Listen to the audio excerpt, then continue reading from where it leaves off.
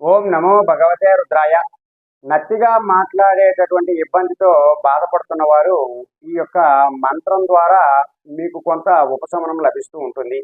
అయితే ఈ యొక్క మంత్రం ఏమిటి అంటే సరస్వతీదేవి యొక్క మంత్రం. ఓం సరస్వత్యై నమః.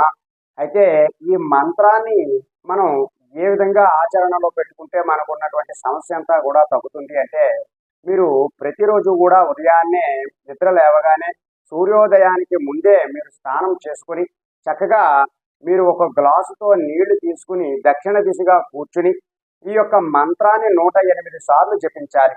ఓం సరస్వత్యై నమః, ఓం సరస్వత్యై నమః, ఓం సరస్వత్యై నమః అని చెప్పుకుంటూ ఆ 108 జపం అయిన తర్వాత ఆ నీటిని మీరు తాగాలి.